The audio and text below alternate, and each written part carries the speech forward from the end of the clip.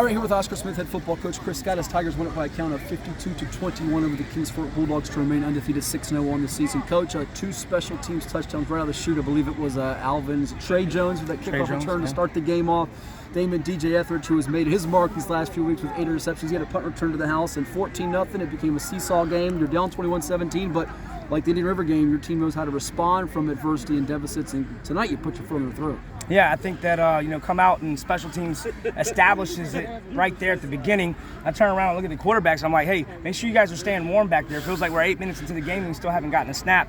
But you know what?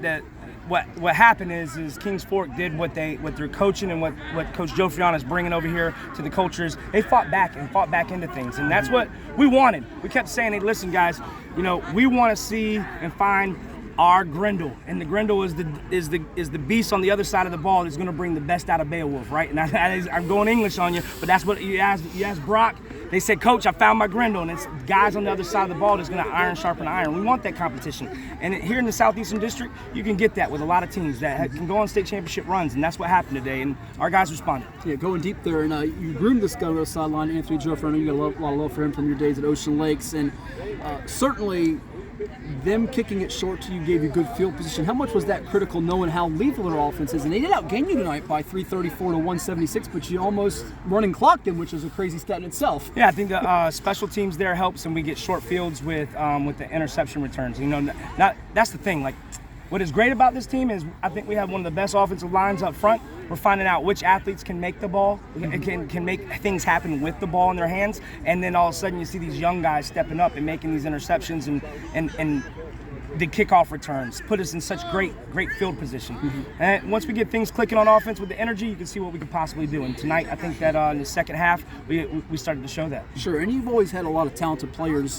Days at Ocean Lakes, now Oscar Smith. You got committed guys in Torrey Johnson in West Virginia, a couple linemen in Brock Stoops and Tosh Boyd. But how neat is it for you to see an under-the-radar kid in Damon DJ Etheridge with 8 interceptions now the last 3 games, 3 tonight, just kind of breaking out of the shell, becoming a known guy? Yeah, I love it. I mean, he brings such great energy to practice every single day, and it's like on Monday, I get on the guys and obviously I'm setting the tempo and I come out and I'm the mean, typical head coach, got a big game and let's zero in. And so I'm hammering to make sure there's, and that's tactical, right? And then all of a sudden on Tuesday we come back out and DJ is, right when we're breaking down just like this, he runs up to me and goes, right in my face, Coach, did we practice good today? It's just he has that energy, and that's the energy he has out there on the field. I mean, you can see it. Just that ball goes off Akers' foot. He picks it up with one hand and then skates down the sideline, and then almost had another one over here with the interception return.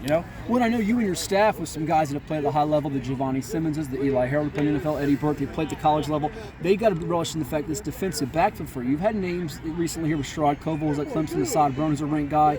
Arion Griffin, legend tackles this year. That competition is kind of breeding success where these guys can step up. Second half, you took away their passing game just 10 yards after 105 in the first half. Yeah, Arion Griffin's been out for the last 2 weeks, and for that, he's been our tackle leader for the last 2 years, even with having and missing a Coville.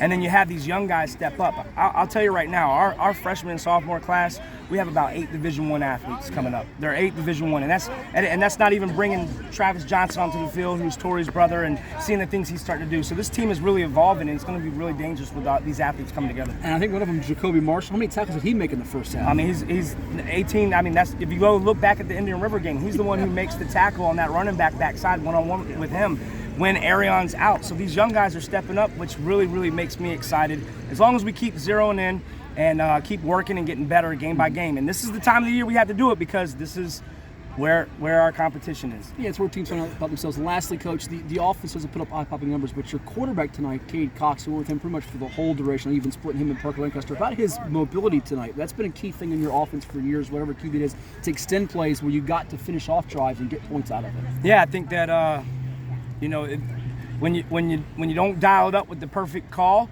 or this, that, and the other, and then the quarterback kind of stumbles and gets that first down, that's how really we got going early on.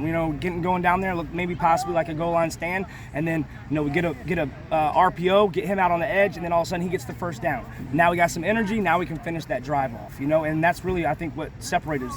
Then we come out, defense gets a turnover, come out with our run game set, RPO off of it, hit Akers on a bubble route, and then he cuts back and gets a touchdown. That's less than 30-second turnaround where it's a 14-point swing, and that allows us to be very, very special and dangerous on the offensive side. No question about it. Coach Scott's Tigers capitalized on the opportunities in the second half, and they roar here in Suffolk tonight. Thank you so much. Congrats on the win. Thank you. Thanks a lot.